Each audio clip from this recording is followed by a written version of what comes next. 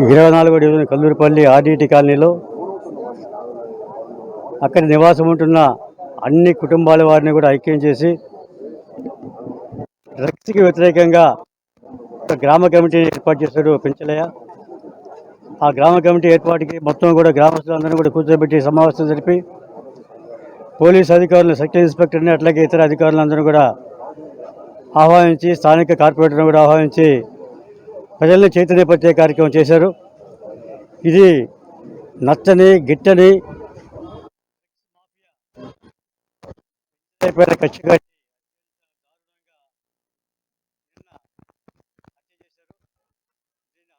ఖండించవలసిందిగా కోరుతున్నాం. పోలీస్ అధికారులు ఈ విషయంలో తక్షణమే స్పందించారు.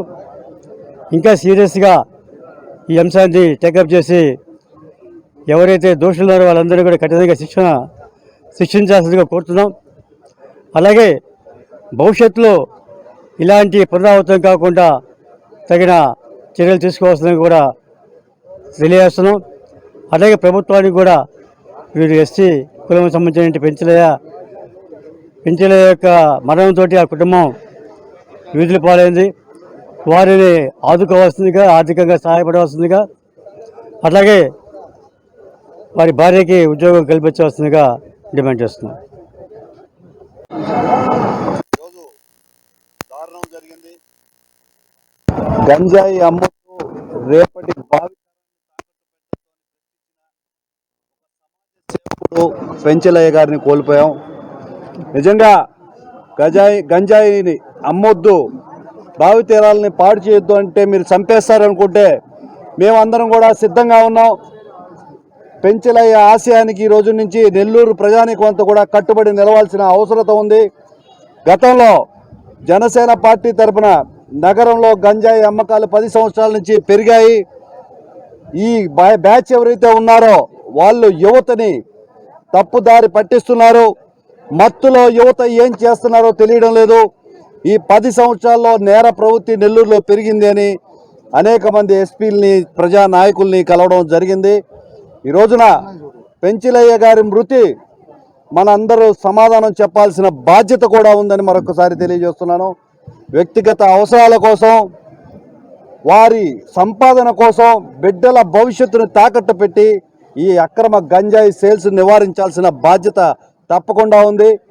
ఈ హత్య వెనుక ఎంతటి వారున్నా కూడా ఉపేక్షించకూడదని ఈరోజు కూటమి నాయకుల్ని నేను సవినయంగా కోరుతున్నాను.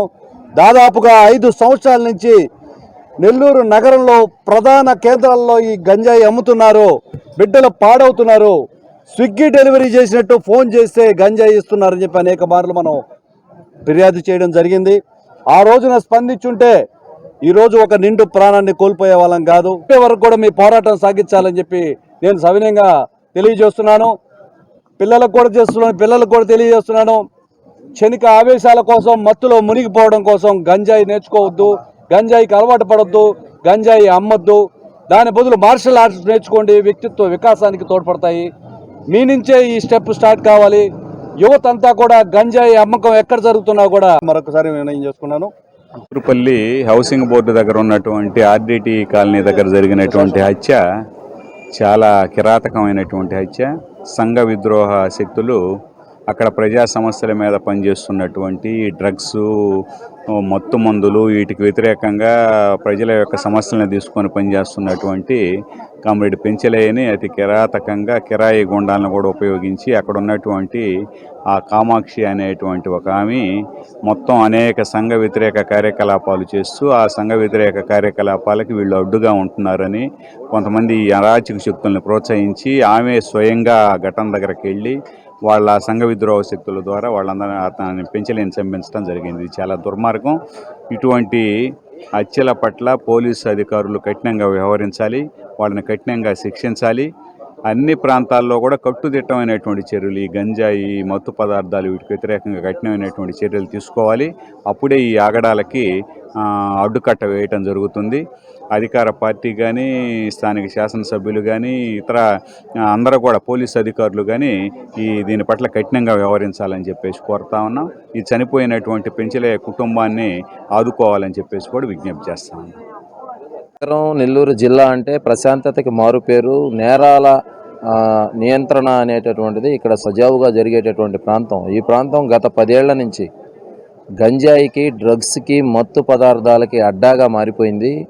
దీనిని నేరుగా ప్రభుత్వం, అధికారంలో ఉన్నటువంటి పాలకులు ఇటువంటి ముఠాలని పెంచి పోషించడం, వారి యొక్క మద్దతుని, ఈ ముఠాలకి వారి యొక్క మద్దతు పరోక్షంగా ప్రత్యక్షంగా ఉండడం. ఈ గడిచినటువంటి మధ్యకాలంలో గత సంవత్సరం కాలంలో అయితే రోజువారీ హత్యలు, దాడులు అనేటటువంటివి ఈ నెల్లూరులో మరీ పేటరేగిపోయాయి. చిన్న చిన్న విద్యార్థులు, పసిబిడ్డలు ఇటువంటి వారందరూ కూడా ఈ స్కూల్స్లో, కాలేజీల్లో కూడా ఈ గంజాయి, డ్రగ్స్ అనేది పాకింది. ఇటువంటి నేపథ్యంలో నెల్లూరు కల్లూరుపల్లి హౌసింగ్ బోర్డు కాలనీకి పక్కన ఉన్నటువంటి ఆర్డిటి కాలనీ, నెల్లూరు సిటీలో బోడిగోడ తోట శ్మశానంలో ఉన్నటువంటి అక్కడ వాళ్ళకి పునరావాసంగా ఆర్డిటి కాలనీ అనేటటువంటిది, ఆర్డిటి అనేటటువంటి ఒక స్వచ్ఛంద సంస్థ ఏర్పాటు చేసి అక్కడ ఇల్లులు కట్టించారు. అక్కడి నుంచి కూడా సిపిఎం పార్టీ సభ్యుడిగా, యువ నాయకుడిగా, ప్రజా కళాకారుడిగా ఉన్నటువంటి కె పెంచలయ్య అనేటటువంటి కామ్రేడు ఆ ప్రాంతంలో ఒక గంజాయి ముఠ, కామాక్షమ్మ అనేటటువంటి ఒక మహిళ, అనేక మర్డర్లు, అనేక రకాలైనటువంటివి జరుగుతుంటే ఆ హత్యని చేశారని, బోడిగోడ తోటలో ఇది జరిగిందనేటటువంటి బయటికి రానివ్వకుండా, గుట్టుచప్పుడు కాకుండా ఆ పరిస్థితి చేశారని అక్కడ స్థానికులే చెప్తూ ఉన్నారు. ఇలా చెప్పుకుంటూ పోతే వాళ్ళ ఆగడాలకి అంతే లేదు. ఈరోజు నెల్లూరు నగరంలో ఈ విషసర్పాలు, ఈ క్రూర మృగాలు ఒకరి మీద కాదు, పక్క వారి అందరి మీద కూడా దాడి చేసే పరిస్థితి ఉంది. ప్రజలు, ప్రభుత్వం అందరం ఐక్యంగా దీనిని కోకటి వేళ్లతో పెకలించి వేసే విధంగా రాకపోతే పెంచలయ్య మరణానికి అర్థం లేదు. ఏదైతే ఆ ప్రాంతంలో డ్రగ్స్, గంజాయి, మత్తు పదార్థాలు ఉండకూడదని కోరుకున్నాడో, అక్కడున్న పిల్లలు కానీ, అక్కడున్న చుట్టుపక్కల పరిస్థితులు బాగుండాలని కోరుకున్నాడో, దీన్ని సార్థకం చేయాల్సిన బాధ్యత మనందరి మీద ఉంది. ప్రత్యేకించి ప్రభుత్వం ఇది ఈ విధంగా వేడుకు చూస్తూ ఉండడం ఇది చాలా దారుణమైనటువంటి విషయం. కఠిన చర్యలు తీసుకోవాలి, వాళ్ళని అత్యంత కఠినంగా శిక్షించాలని చెప్పి మేము కోరుతున్నాం. నెల్లూరు రూరల్ మండలంలో కల్లూరుపల్లి గ్రామంలో ఈ వీళ్ళ మధ్య వర్గపోరు ఉంది.